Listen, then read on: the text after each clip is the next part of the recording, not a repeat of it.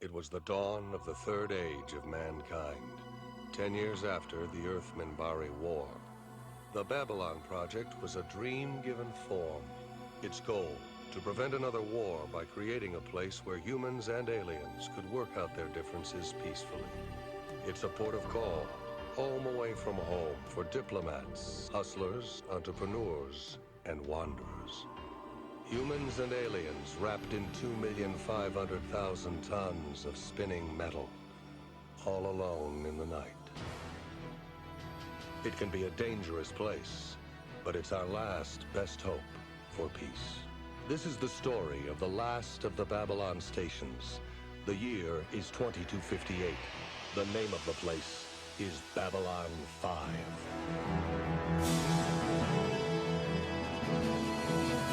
Hello, and welcome to Chats, a television podcast, Season 6, Chatzylon 5.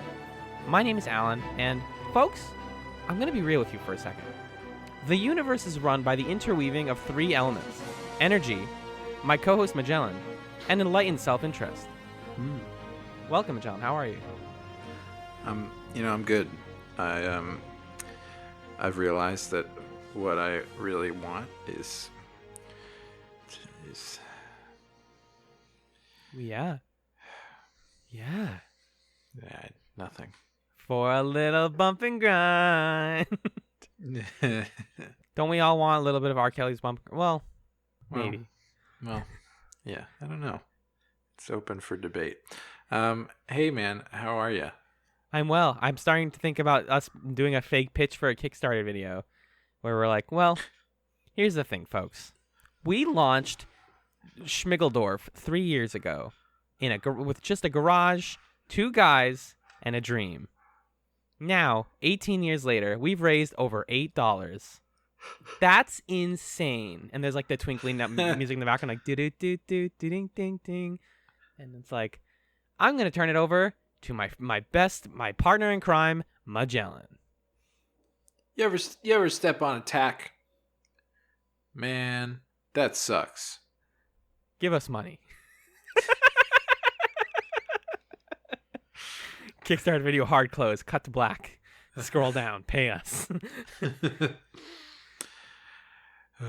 Anyways, welcome to our podcast, folks. We watch Babylon 5, 2 episodes a week, and this week we watched Season 1, Episode 11, Survivors, as well as Season 1, Episode 12, By Any Means Necessary. We watched it by any means necessary also. It was pretty easy to find the means, so Yeah, it wasn't too bad. very straightforward. Yeah. We're going to start by talking about Survivors, which was written by Mark Scott Zicree. Directed by Jim Johnston, airing May 4th of 94 and taking place in June of 2258. Magellan, what happened in Survivors? In this episode, there is an explosion in one of the fighter bays days before the president is set to visit Babylon 5. A dying man implicates Garibaldi, which is just what the head of presidential security wants to hear, as she blames him for her father's death. Alan, Alan, what did you think of Survivors? Well, John, I'm glad you asked, because this show can't go anywhere if we don't talk to each other. Yeah. So Survivors is weird. I feel like now that Babylon 5 is getting comfortable and it's sort of day to day, things just kind of happen, and then it feels like sometimes we're just walking in on a day in the life, and I like that. I think that's one of my favorite things about Season 1 is that all of these plots don't feel huge, but the sort of moral lessons of them and what the characters are, what we're learning about the characters are all important things. So for example, like this one, we have the president coming to Babylon 5, and everyone's trying to be good and wear good outfits and look and like get the ship put together. Except I think it's kind of funny that these two episodes paint Babylon 5 as just a mess, just a very messy ship with very little, with very poor management and like barely hanging on by string. Which I like because, it is that. It's, the Earth Alliance didn't give them a lot of money. They don't have a lot of support from the government. We see that over and over again. And I think that kind of government oversight and lack of like support systems lead to some of the best moments in both of these episodes. This episode, though, it does focus a lot on our boy Garibaldi, which I was excited to see and realize because I think he was due for a big episode for himself, a big showcase. And that actor definitely gets a lot like out of the action of this episode. He gets to move around a lot. He's in a lot of places and talking to a lot of people. But it just there's a lot of like I just had like a lot of minor problems with the plot moment to moment. You know, even just the fundamental like Liana is going to basically put this guy in jail because she thinks that a thing he did 30 years ago went a certain way when it didn't actually, because she doesn't believe him. But what did you think? This episode suffers from the fact that we know Garibaldi. We know that he didn't do it because it's just not what shows do. They don't have one of their main characters try to murder the president or whatever. We also know that, what's her name again? Major Kemmer? Something like that? I wrote Liana.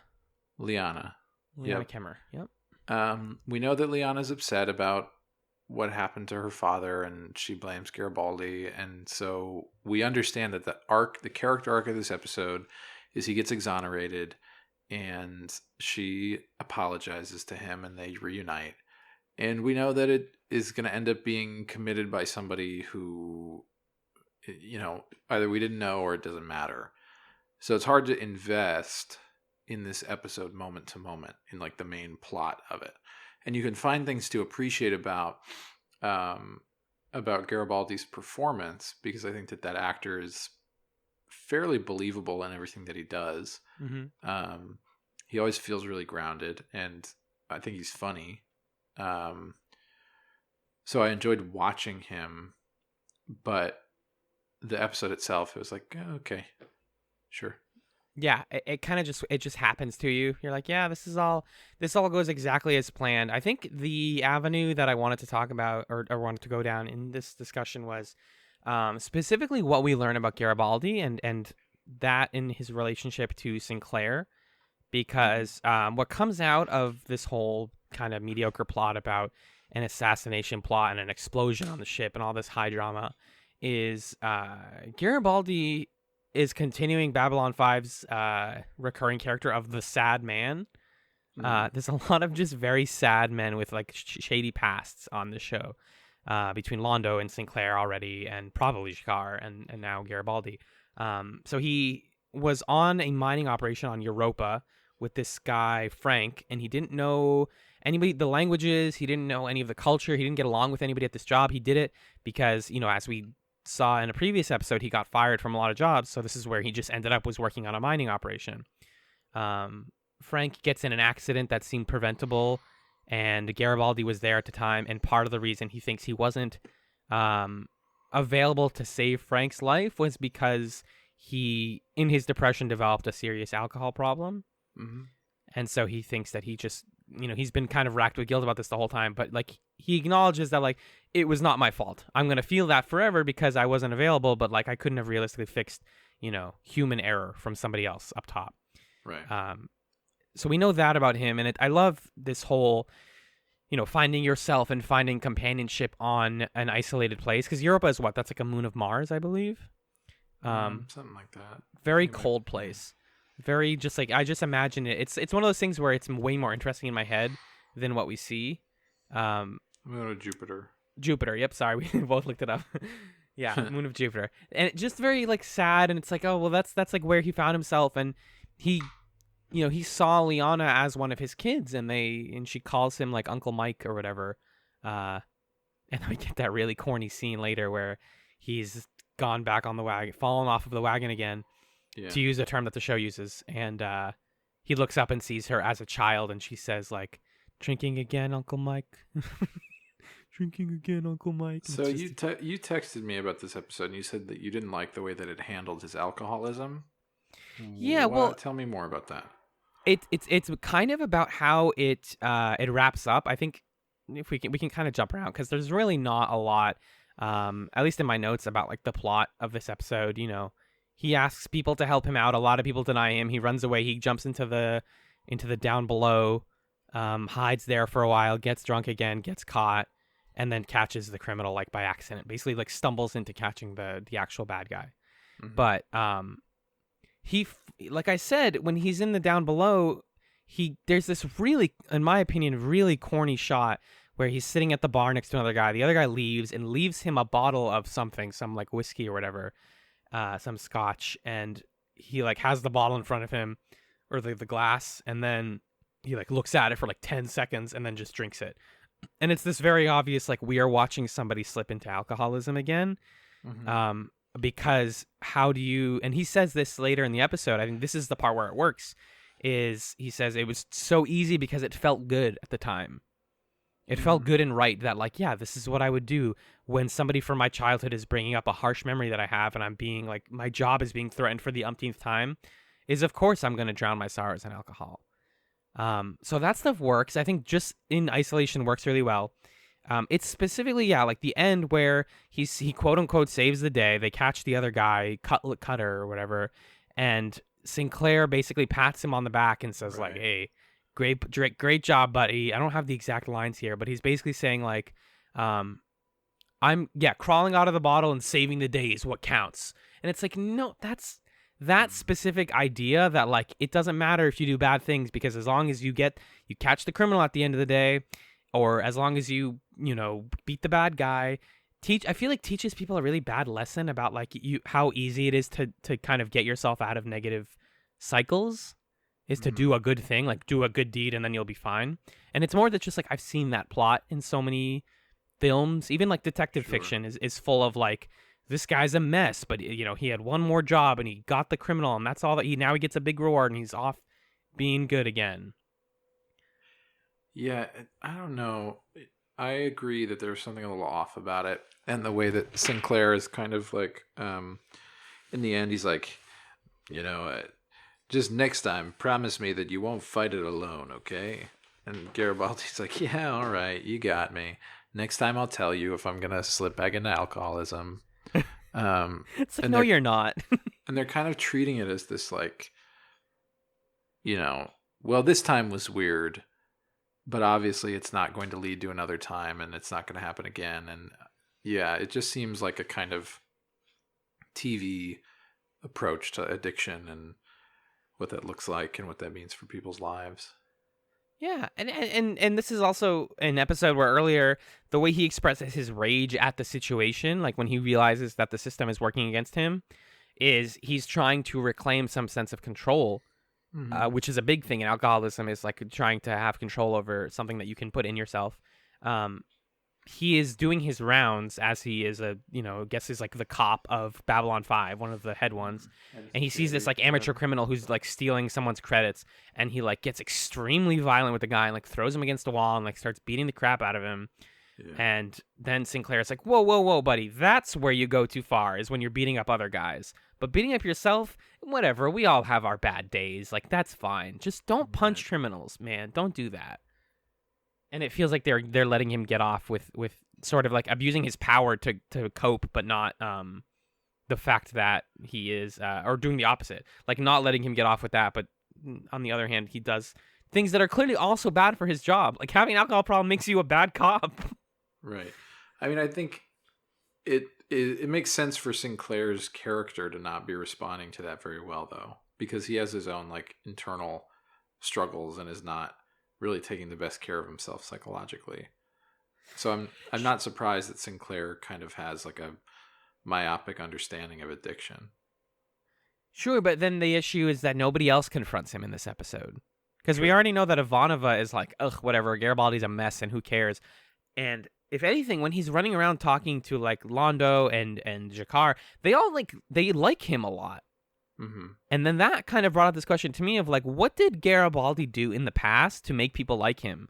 Like, he's a charming mess, and that is a character that you see in everything. But like specifically, these are like ambassadors on a ship who are like, yeah, this head of police, that guy's a good guy. I'll throw him a solid. Like, I believe it's Shakar who like offers to stow him away in Narn space. He's like, if you need a place to hide for a couple years, I'm totally willing to let you hide with the Narn. And it's like, wait, but like, what has Garibaldi ever done for you? I haven't seen that in the show. would sort of get off on like stealing away one of the key players of Babylon 5 and turning him into a Narn guy. I think he wants to win in that way. I was sort of struck by how, for some reason, everyone was like, the presidential security people were like, Garibaldi, his only friends are Sinclair, Ivanova, and Londo. And it's like, wait, really? I didn't know they were friends. Yeah, I've Londo never seen. They were all very like. I definitely Garibaldi. don't see him and Ivanova as friends, right? Right. It just seemed kind of like a retcon that Garibaldi and Londo are these like kindred spirit guys. I think they literally say that line. Yeah, For each basically. other, kindred spirits. Yeah. It definitely does. Well, because maybe it's supposed to be read as like sad, is that they're like these are his only friends and they barely like him. Right. And so maybe think there's that a is little the bit of intention. comedy. But yeah, it's kind of hard to see, at least from what we know about both these characters, like what relates Londo and Garibaldi, other than I believe it is in that same scene where Londo is like, we are both, as you say, the odd man out, which is like a good Londo line. And he's talking about how like we both are isolated from our societies based on our views and our ways of living life, and I can respect that in you, and I want to see you do well because I see myself reflected in you. Yeah. And I can relate to that, and I think that's more a good moment for Londo than it is for Garibaldi. Mm-hmm. So, if anything, I would say my conclusion out of this episode is like, I'm learning more about Garibaldi's relationship to other people on the ship than I am about him himself. Yeah, that's fair. Yeah. Just one more thing on that alcoholism thing. Yeah. I don't think I'll ever like someone acting like they're drunk. Yeah. Yep. I don't think it'll ever feel real or look right or be good. The only accurate portrayal of people being drunk is like everyone's drinking, but we're still acting. Because the way actors talk to each other and stuff is already how drunk people talk. It's just like heightened and a little bit exaggerated. They're already doing that. Right. So that's where it would be realistic, is if they were just like, we're drinking and now we're talking like we always do. But no, this is like him falling over himself and like slurring and like seeing two of everybody. And it's like, no, that's not. TV can do better than this. You know that they can do better because like emotion, like when an actor is portraying an exaggerated emotion, I can believe like, oh, maybe they're actually feeling that to a certain extent, or they're drawing on like a moment in their lives where they felt that way. Mm-hmm. And so there's a reality to what they're doing. But that drunk acting, like nobody's drawing on the sense memory of the time that they were like stumbling drunk. Maybe some people are, but I don't think that they would have had the self-awareness in that moment to understand what it looks like. And so to me, it just feels like drunk acting is everybody's doing like a parody of drunk acting that they've seen other places. Right. I mean, as an improviser, have you ever, like, isn't there a thing about like they don't like to have you do stuff like that, like acting drunk in scenes because it's like easy? Yeah, I mean, it sort of depends on your point of view, I guess. I generally just don't think that it's funny. Like, I just don't think that it's funny when characters are drunk or on drugs or something. Other people would disagree. So, like, I try not to be high or drunk because I just think it's lazy and not funny. Yeah. And in this, it's not supposed to be funny, is my other problem with it, is that it's portrayed as funny, but it's not a funny thing. Yeah. Mm-hmm. There's like very good ideas in this episode, and then it just kind of like stumbles the landing, I think.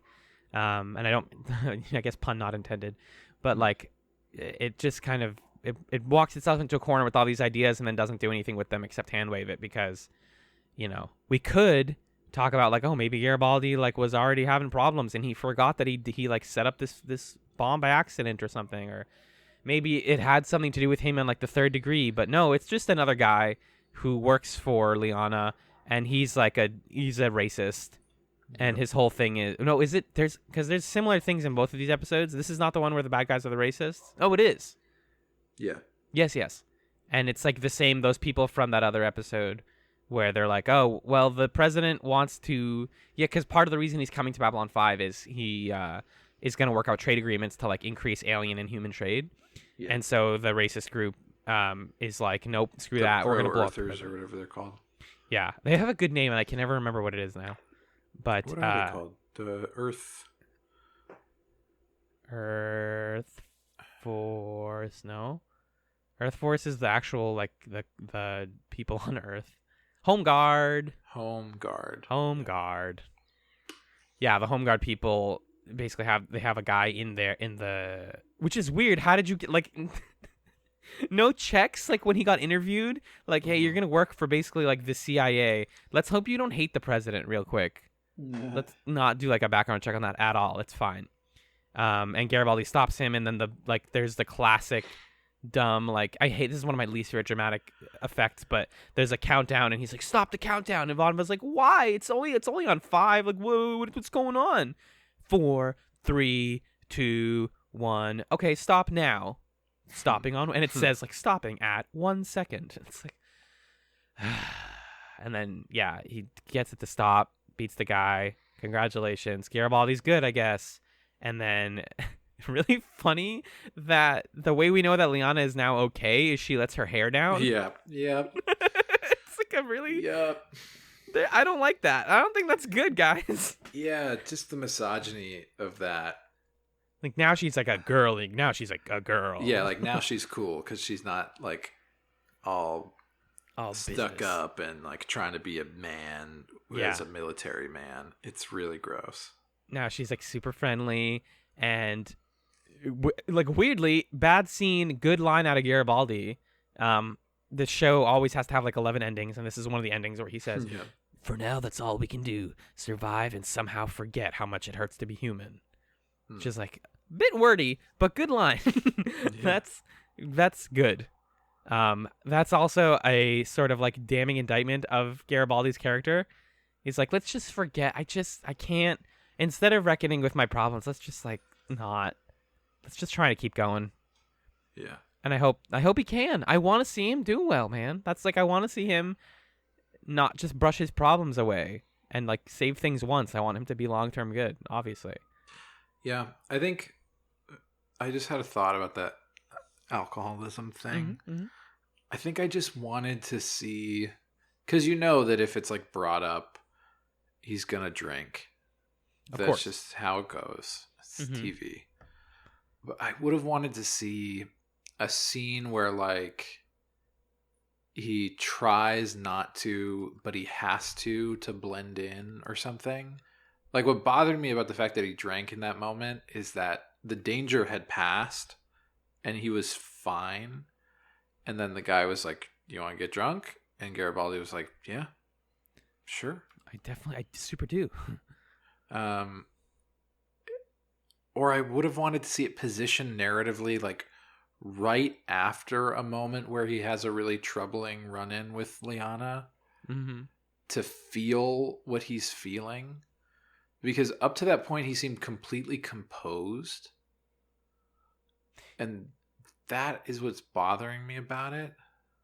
Yeah, like he had a bad day. Yeah. He had a bad, not even a bad day, a bad minute. Like, Right. and it was like, But he that made it conversation was through and he awkward. was fine. Yeah. I don't know. And maybe this is like also kind of a misunderstanding or an oversimplification of addiction and how it works. Mm-hmm. But I just want to understand his interiority in that moment when he makes that choice a little bit more, because it is so central to his character that he like believes himself to be reformed. I was really struck by that line when Liana says, "You're like, you haven't changed at all." And then Garibaldi says, I thought I had. Yeah. Like that is really meaty to me. But I just didn't feel that in the decision that he made. Anyway.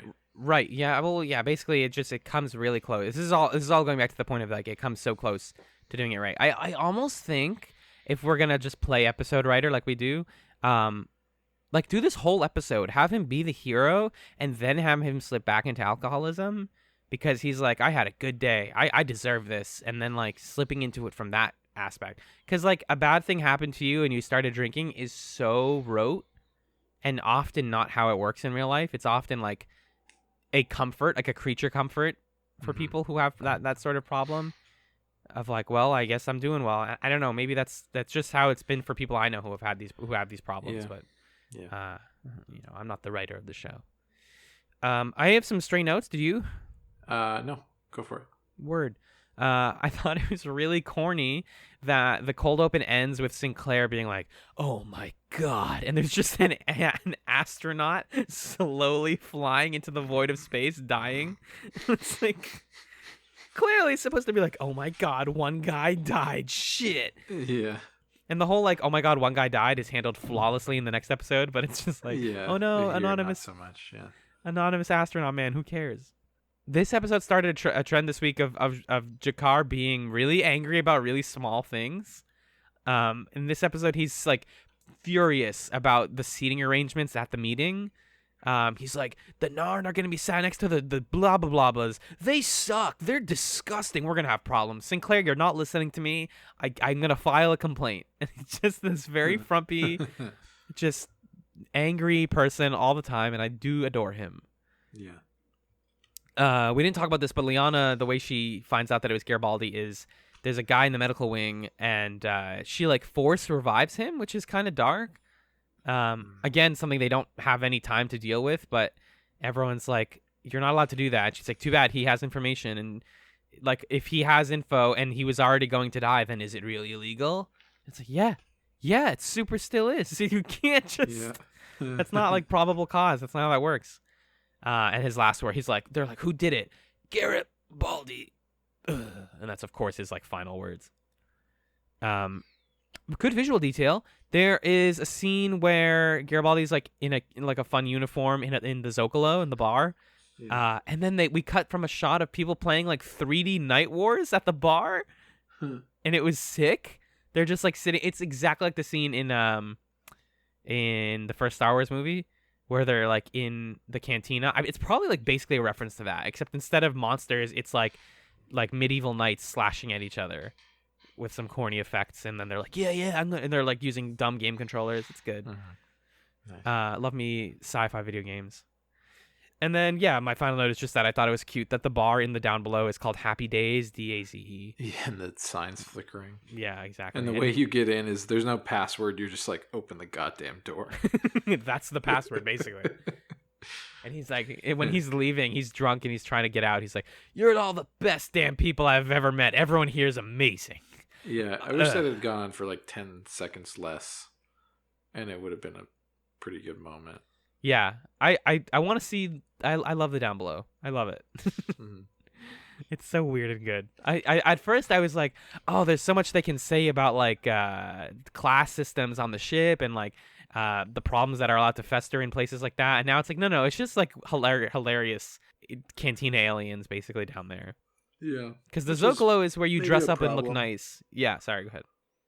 I don't know. Maybe that's a problem. That right now it's just sort of funny, but I'm sure that won't be the case forever. Yeah, because the Zocalo is where you like get a fancy suit and meet your date and like talk about big problems, but then you go into Happy Days and it's like, I'm ready to die. It's easy shorthand. Yeah. But that's what I got. We received one email this week, folks. Yeah. It's a good one. It's another one from our buddy Dan. Can I read it? You can read it. This email comes to us from Dan concerning the episodes we covered last week, Deathwalker and Believers. First, Dan says, the thing about Deathwalker is that it was initially meant to set up a couple of different plot threads, but some things got changed around later, and those threads got left dangling. So instead, it just becomes a minor exercise in world building by establishing who the Dilgar were and how humanity jumped in on the fight and earned a few galactic street creds. Oh, so maybe that doesn't become something. We were sort of hopeful that it would. It's not a complete throwaway, though. If nothing else, we learn that there actually is something out there that the Vorlons have strong feelings about, and that they'll go to pretty drastic lengths to express those feelings. It's curious that they're not against immortality per se, but against races achieving it before they're ready. It's also pretty telling that the only thing that anyone can really say to the Vorlons in response is, well, I guess that's the end of the discussion. As for Believers, I recently watched an interview with David Gerrold, the writer of that episode. He said that the Babylon powers that be came to him and asked him to write this story, and he was like, no way. Everyone has this episode, and I don't want to add another one to the list. After some prodding, he finally agreed to do it, only on the condition that the kid would die. Respect. You guys have inspired me to enjoy a rewatch, but you've also poisoned the experience this time around. Uh-oh. Uh-oh. Oh, no. Oh, this part's funny. Now I can't unsee every time an episode has multiple endings. When I see it now, I can't help but cringe. Magellan read ahead a bit to the ridiculous synopsis of the episode TKO. I can only say two things about that. It's got a decent B-plot, and you won't actually be watching it for a while if you follow the Lurker's Guide suggested episode order. So, that puts things out of order in season 1. yes, a couple things to tackle. Regarding the Vorlon stuff, I just need more Vorlon stuff. If we get to the end of season 1 and I've learned nothing new about the Vorlons, I'll be very disappointed. Yeah. Because they're incredibly powerful and we know nothing about them. They are 1/6 of the ambassador races on the ship. Mm-hmm. I need them. Much respect to David Gerrold for being like, yo, we if they're gonna do this, let me kill the kid. That's actually respect your sort of commitment to that. The whole multiple endings thing is just, I can't. How do you not notice that? It literally, and maybe it has to do with the fact that since we're watching this on a streaming site, it shows you how much time is left. So you're like, oh, all right, we're wrapping up. This is Act 4 of a TV show, and then it's not done, and then there's one more, and then that's not done, and you're like, end the episode, guys. Yeah. And then finally, so here's our thing about the Lurker's Guide episode order is it's not necessarily that it's a lot of work to watch things in the recommended order, but I don't know about you, Magellan, but I've generally like to say that I prefer watching things in the order they came out, and then figuring out recommended order from there and kind of think and understanding it. Yeah, I think what we did for when we watched Farscape, we just watched it in the Netflix order, and then we talked about the air order. Right. But I think actually the air order would have made more sense or something than the Netflix order. Well, yes, the Netflix order was really sloppy in a couple seasons, but this is more a problem. Like, maybe we can reconsider this for season 2 onward, but for season 1, these are all very self-contained episodes, and there's little continuity between them. But for example, oh sorry. No, I think there's value in us saying what the Lurker's Guide order is. I think it's easier for us if we just watch it in the order that it's on Amazon, just because that's how people can consume it by just hitting play next on their thing. And I don't want to make people have to break out a chart to figure out what we're talking about next week.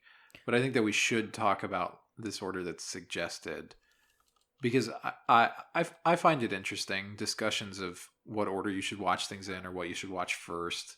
That's always something I like to think about with regard to TV shows, because they're a medium where people can be introduced to them in any episode. Any episode can be someone's first, and so it's a really delicate thing to think about what order things should be watched in and what the different options are and all that. Right. It's definitely worth considering, but I think it's just part of it is I also want us to kind of attempt to mimic what the viewer was enjoying at the time. Yeah, but how they were consuming it. But the Lurker's Guide order was specifically endorsed by J. Michael Straczynski. And I think, there are going to be little continuity things that were for example, this episode that we just talked about took place in June. By Any Means Necessary took place in May. So, Garibaldi didn't have to deal with any of these serious problems when he was also dealing with the worker strike. They don't follow those plans up together. But that's according to the wiki order. I'm trying to look right now to see the difference between the Lurker's Guide order and season 1 on Amazon. Yeah, I've got the Lurker's Guide pulled up. I think it's the same up to Believers. In Survivors. Yeah, we're still good. We're still on it. Yeah. By Any Means Necessary, Signs of Importance. And then it's after Signs of Importance that it messes up. Because technically they recommend you watch Grail, then Eyes, then A Voice in the Wilderness, parts 1 and 2. then Babylon Squared, Quality of Mercy, then go back and watch TKO, which is the Deadly Martial Arts Competition one that we're goofing about, and then Legacies, and then Chrysalis, which also is kind of like very different on the Amazon order. Wait, so I'm looking at this order is the order you should watch it in? The one that's here on the Lurker's Guide? It says up top, due to production constraints and other factors, several episodes were delayed, shown later in sequence than intended. The effect isn't major, but there are minor things that make more sense if viewed in the intended order. JMS has given this order his blessing for seasons 1 and 2. So it's not about... Because it looks like these are in order of air date. Or am I reading this wrong? Are we looking at the same page? Because there is an air date listing on the Lurker's Guide, and then there's also a recommended air. The one I just linked you is the order that is like the JMS order, which does differ from air date order. It looks the same, unless I'm reading these dates wrong. No, it differs after signs and portents. Signs and portents. Okay. That's where it gets kind of weird. I see. So now is the time to talk about that because next week is when we would be breaking next week. Yeah. Okay.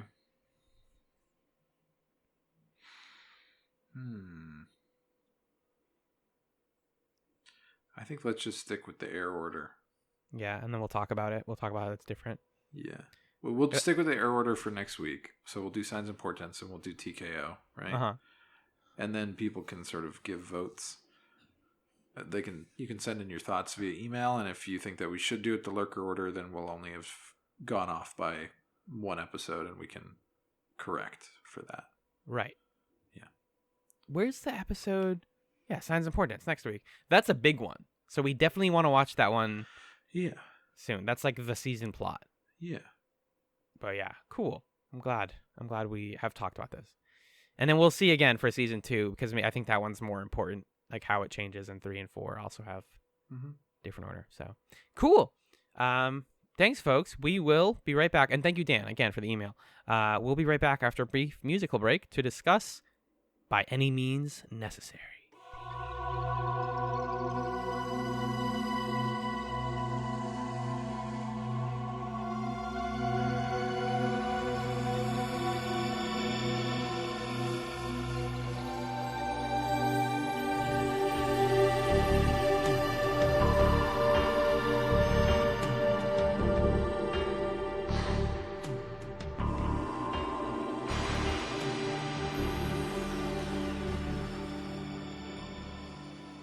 Welcome back to Chatzylon 5. The second episode we watched this week was Season 1, Episode 12, By Any Means Necessary. It was written by Catherine M. Drennan, directed by Jim Johnston. It aired May 11th, 1994, and it takes place in May of 2258. Alan, what happened in By Any Means Necessary? Well, Magellan, I'm very glad you asked, because in this episode, an accident in the docking bays starts a series of problems on Babylon 5. The dock workers demand better conditions, or they'll go on strike. Meanwhile, Shakar has to get a replacement Jikwan Eth plant for an important religious ceremony. Mm-hmm. Magellan, what did you think of By Any Means Necessary?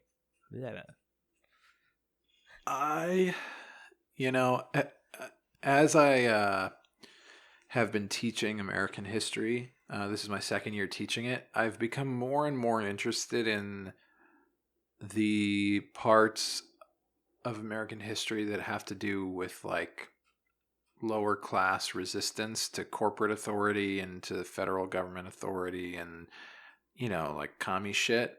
That good commie shit, yes. Yeah, and I've especially become really fascinated about the place that labor unions have come to take or not to take in our modern society, and how integral they were to American life in other eras and other decades. Like how much of a all-out war it was really between corporations and unions for control over the workplace, and how unions have essentially lost that fight and are continuing to lose it. So I'm always fascinated by depictions of unionization or depictions of strikes in media, because it makes you wonder, how complicit is television in like giving us a certain understanding of what unions are like, complicit in like in subjugating us to like capitalist control. Mm-hmm. So this episode got those pistons firing, Hmm. and I liked it a lot, but also it kind of, the moral of the story is, hey, union workers, don't fight, don't get violent, because that makes you lose all credibility. Instead, wait for the very nice paternalist military man to take care of you, and everything will be okay. Yeah, it does so much right. The problem is that this is occurring in a TV show that has a protagonist, and at the end of the day, we have to be like, yo, but check out what Sinclair did for everybody, though. Like, really, you can kind of watch this episode and just follow Sinclair, and it's like the longest day in the life of him. Right. What is his first name again? I want to say it's Rick. It's not Rick. No, it's Jeff. Jeff. A day in the life of Jeffrey Sinclair. Like, he's just running back. He spends this whole episode running back and forth like, strikers, chill. Government, chill. Jakar, Londo, fucking go away. Stop talking. You guys need to do this. You do this. Just like very panicked, very like hurried. At the end, he's like, I haven't slept for 2 days. Everyone's stressed. I'm stressed. Let's think about me. I'm freaking out. Can you guys all be chill? My mom was a Jesuit, guys. I understand how religion can kind of influence life. Let's be cool. I did it. I'm good. Like, it kind of at the end of the episode is like, yo, you know who's great? Sinclair. You know who's less great? The people who were going to start riots. Bad. And the government. Bad. And it's like, don't both sides this Babylon 5. And while saying that, I also really appreciate that when he gets the power of the Rush Act, it's sort of this plot device of, once the government determines that the striking is illegal, they can enact the Rush Act, which is like a really old piece of jurisdiction that says, once striking is getting violent and or completely considered illegal, the government has the right to like seize and assault and everything to these workers. Like, put an end to it by any means necessary is the language of the law. Right, which is where our episode title comes from. Yeah. You could... So I sort of like took a cynical view of the ending and of Sinclair being the hero. You could also take a more optimistic view that the episode is trying to say, look, if you entrust someone with enough authority to actually negotiate with unions instead of, trampling on them, maybe they could make rational decisions that are good for everybody, and we could have a society that works.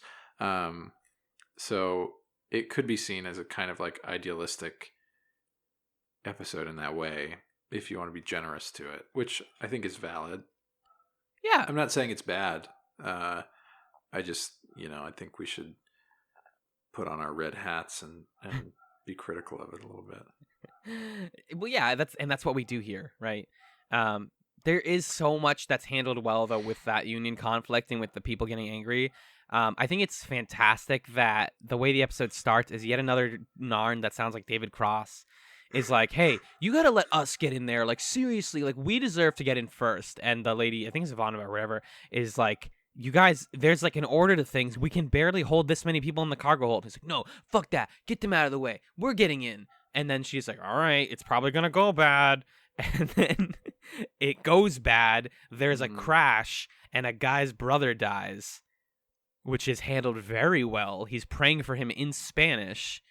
Yeah. And it's really great that we have these actors and these characters in the show, people of color working for the man. Like, this is what life often looks like, and working in these labor jobs.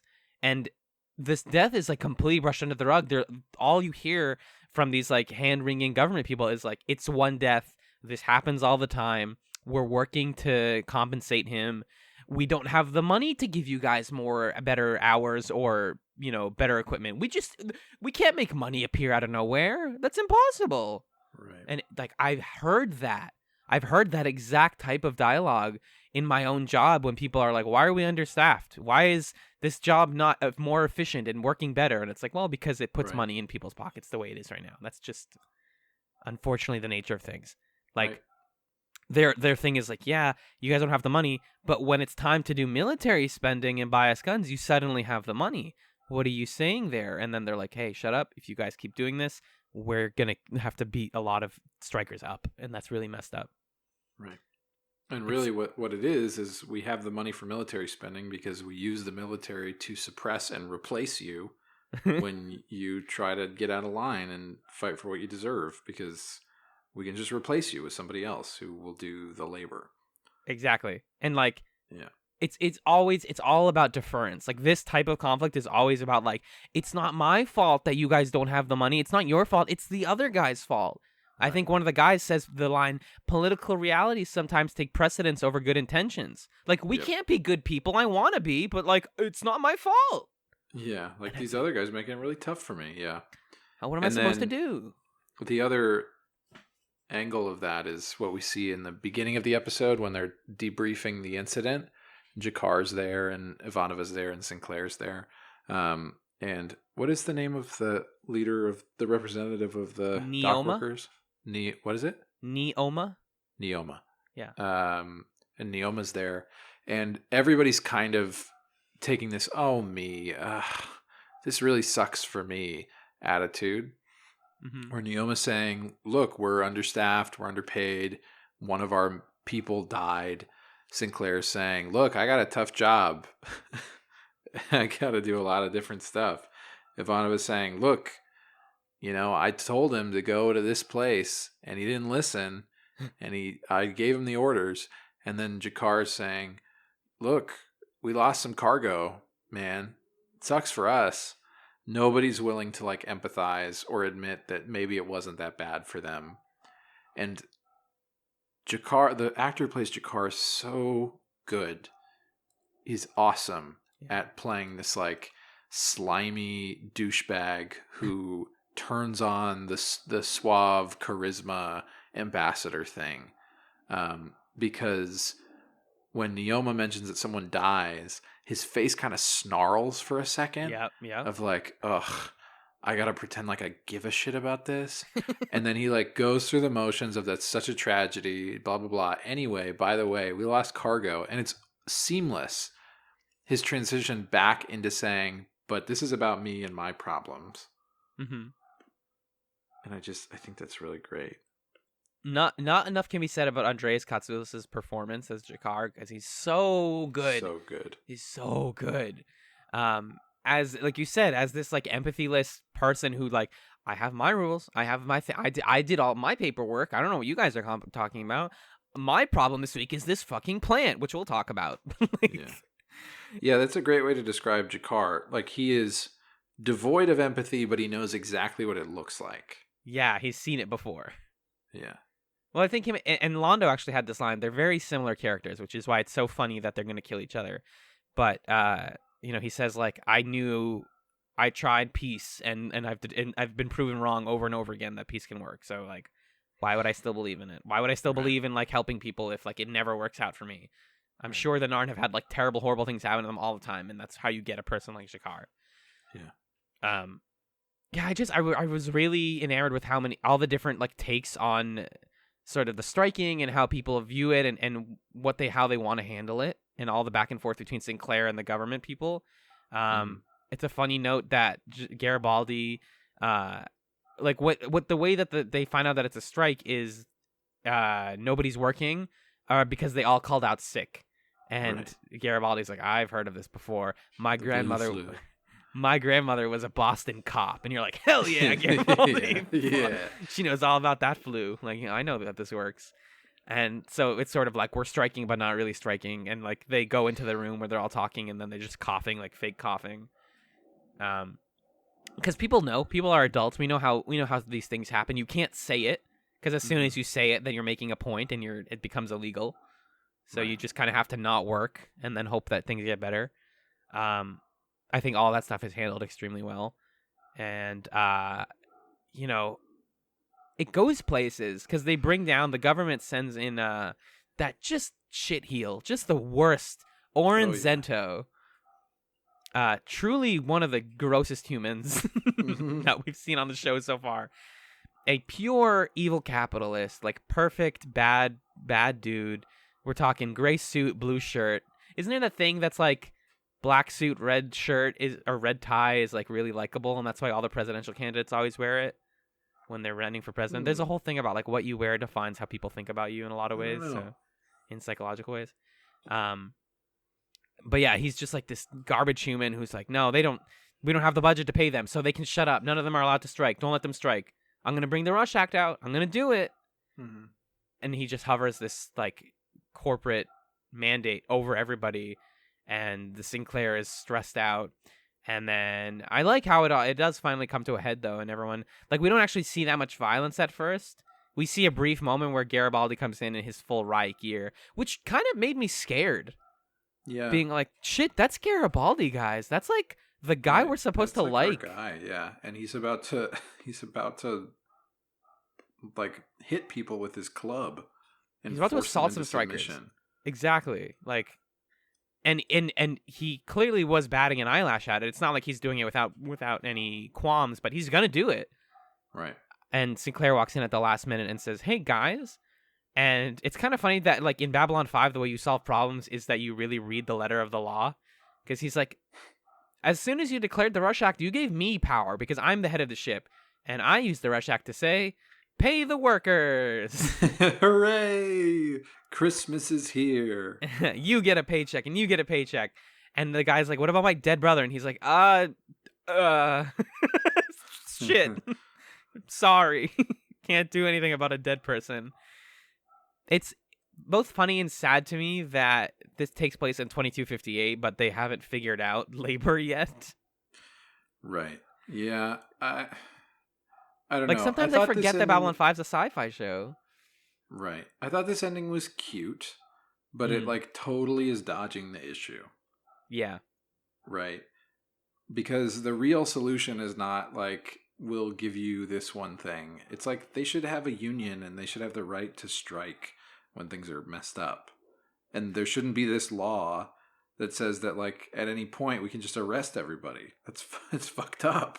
It's really bad. Right, like, and this comes with being a sci-fi show, is like, if you're gonna like kind of put a lampshade on a problem that we have in the real world, then come up with a solution. You can do that. You get to work in the future, but like, there's a law that lets them assault riders. We have that in real life. They can just do that. The police can do that as soon as it's determined to be a strike. They're allowed to do that. It happens, or even if not, they just do it all the fucking time. Hardly anyone gets to strike anymore because of stuff like that. And it's just this. That moment is so weird when, somehow for some reason, like, the person at fault is the guy's brother, and Sinclair's like, and hey, Garibaldi's not going to press charges even though you punched him. And then Garibaldi's like, we can just say it was a fair fight, right, guys? And everyone's like, yeah, totally. We're best buds with the security people who were going to bash our skulls in. Yeah, cops. Fucking cops. It's nuts, man. Yeah, and him saying, like, the specific line I think that you're referring to is, like, we are going to not press any charges on anybody who didn't actually commit a crime while they were striking. It's like, no, yeah, so someone's going to jail. Like, yeah. For sure, somebody in that scene got, like, brutally injured, and the other person's going to get sent to jail for life, probably. Right. We can't do anything about that. Sorry, guys. Here's some money. Like, we're going to defer spending to you. You know, it's cute, like, the by any means necessary.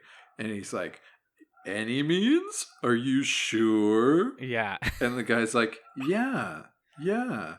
Well, then, these are my means. And then the guy's response is like, shoot, fuck, you got me. Darn it. The workers win again. The Pink Panther drew a black hole on the wall, and the guy ran through, and he's like, no, you got me again. I hit the wall. Damn it. I'm going home. And, you know, they try to reckon with Sinclair making that choice.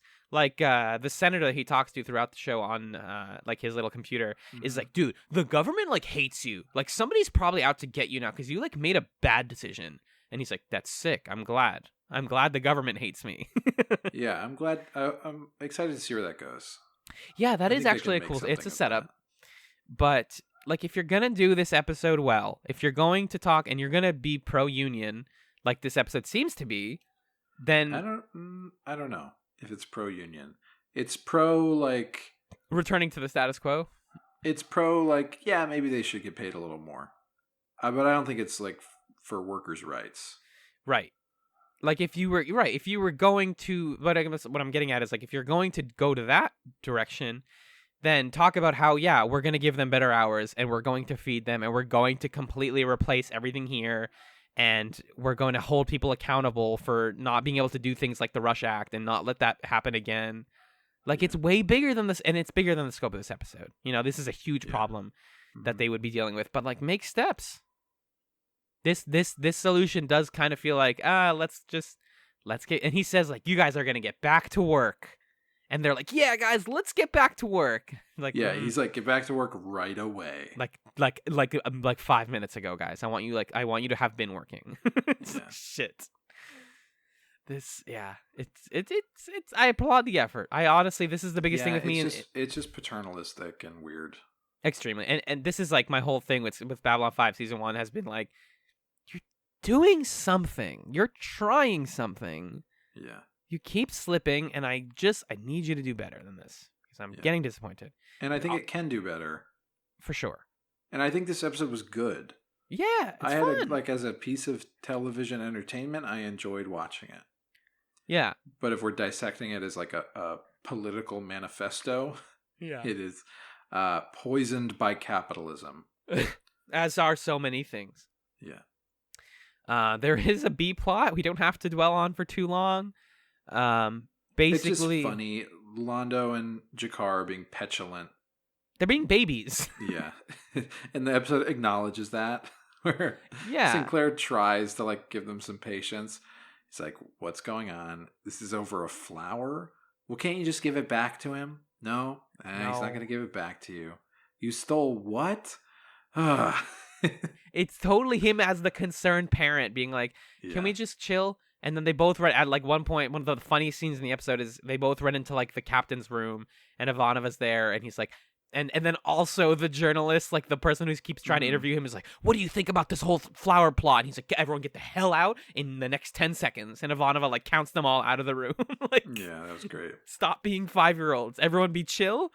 The whole reason Londo keeps the flower is because it's funny to him that Jakar can't do his religious ceremony. Yeah. Like, he's just that there's no, like, malicious... It's only malicious intent. There's like... He's not going to use it. He's like, I peed all over it. I used it in my tea. Isn't that messed up, Jakar? And he's like, yeah, that's my religion, dog. Why?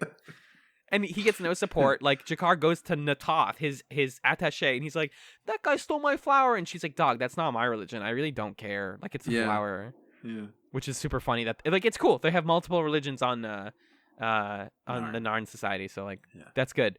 But it's just like, hey, can you please give the flower back? Can you promise to give him the thing you stole back? Okay, let's be adults. Yeah. And then Londo basically like sticks his finger up his nose like, oh, but I peed all over it. Like I did what I need to do with it. Like, wait, what? Did you like lick the flower and then give it back? Well, he got high off the seeds. Or he smoked with he lit one up with the flower. Yeah. And then we actually get this cool scene. Like the ritual is really great. Yeah. It sounded actually very Christian, like the way that he was chanting and stuff. I just because I've been to a lot of church in my lifetime. Me and Hosier have been taken to church. That song is so old. I'm so old. I was thinking about that recently because Spotify was like, "Here's the last 10 years of music that you've listened to," and I was like, "Stop! I don't." But yeah, so that's kind of it. It's kind of that like plot does not do anything other than continue to prove that these two kids are children. These two ambassadors of society. Yeah. Well, there you go. It's where we leave our ship for this week. I just want to go right back in, man. Every time we finish talking about an episode, I'm like, I could watch the next ones right now. Yeah, same. So, speaking of the next ones, Magellan, what episodes are we watching next week on Chatzylon 5? Well, sir, we are watching 2 more episodes of Babylon 5, as we always do. The first is Season 1, Episode 13, Signs and portents. Londo finds a sacred Centauri relic. Pirate attacks on transport ships become more brazen. So that's apparently a big one. Yeah, it's the title name of the season. Exactly. Then we're watching, and we previewed this summary before, Season 1, Episode 14, TKO. Babylon 5 hosts a deadly martial arts competition. Susan's family rabbi helps her deal with her father's death. All right. So again, if you have, and I guess we can use this to segue into the plug zone, but Let's do it. If you have a preference for whether or not we should continue watching in the air order or switch over to the JMS approved episode order on the Lurkers Guide, let us know. chatspod@gmail.com or @chatspod on Twitter. You can do that. Please also consider rating us on your podcast platform of choice so that people can hear about the show. And if you have a couple of bucks, we could really use your support over at patreon.com/chatspod. We also have bonus content for you over there if you back us at $2 or $5. You can get movie commentaries at $2, and you can get a bonus hangout show every 2 weeks at $5. It's a good time. We're watching Face Off for the month of November, so get excited for eating a peach for hours. Magellan, what is your Chatzylon for this week? Well, I don't have a lot of time to watch TV beyond what we watch for this show. So the only other show that I've been kind of like keeping up with has been an anime that we both love called My Hero Academia, which maybe we've talked about here before. And it just wrapped up its third season. The English dub, wrapped up its third season. And if you haven't been watching it, I highly, highly recommend it. It's one of my faves. It's about a bunch of high school kids who are just trying to be superheroes. And they're also trying to, be better people. And it's really good. So that's that. I recommend that. Yeah, it's a difficult one to just sell on its premise. But if I tell you, like, if you're the kind of person that gets really emotional when people like succeed or like promise themselves that they're going to do better tomorrow and that kind of thing, this show is just going to just mess you up. It's always doing that kind of thing. Everyone's like constantly trying their best and struggling against the difficulties of living in society and all this good stuff. It's very fun. I think it's honestly our modern generation's new like Cowboy Bebop in that it's the show you can recommend to anyone with very few qualms. Like it has some characters that are bad and it has some sort of like plot ideas that aren't handled necessarily perfectly, but like overall very strong show, very popular too. So if you want, like, it's like you'll be opened up to a whole community of fun friends if you want to get into it. For sure. Subbed or dubbed. The dub is fantastic. We both watched the dub. I've also watched most of it in Japanese. They're both very good. You can find it anywhere you watch anime. Good stuff. Alan, what's your Chatzylon this week? Well, John, I want people to try something physically this week if they have the time and opportunity. Well, physical in that like they're gonna not be sitting on a couch. I want you to try. I recommend baking this week, guys. Oh, big boy. Big boy. So here's the thing. We talk a lot about how like it's the plight of the young person to constantly feel like we have to be busy and productive and all this stuff. And, making something doesn't have to be content for other people. Making something can also just be like getting messy in the oven in the kitchen and then like coming out with a whole ass cake. I made a cake this week. It's called a white cake. I had never made anything. I've never baked before at all. It's basically as simple as going to like allrecipes.com, typing in a food that you've always wondered if you can make, even if it seems scary, and just being like, do I have this stuff? Or like, how much is this stuff? Like, individual ingredients are not expensive. You honestly, like, if you can get good at cooking or baking, you can spend way less money than buying the finished food. Yeah. Because you're paying for the labor of finishing it. And you just, honestly, the fun thing about making a cake, besides the fact that it's like inherently messy, is you just throw shit into a bowl, and then you make a stir. You stir it up, and then you throw that thing in the oven, and then a cake comes out. It's like magic. That's great. You're just like eggs, flour, sugar, baking powder, not baking soda, which is a mistake that I made, and like water and milk or whatever, and then you just stir that up a lot, and then 35 minutes later you have a whole ass cake. It's wild. How did that happen? Why did my cake have a hole in the middle of it? God only knows. So try it. Get out of your comfort zone. Make something. Awesome. Your cousin would have made something. Nah. But yeah, thank you so very much for listening to this episode of Chatzylon 5. Peace.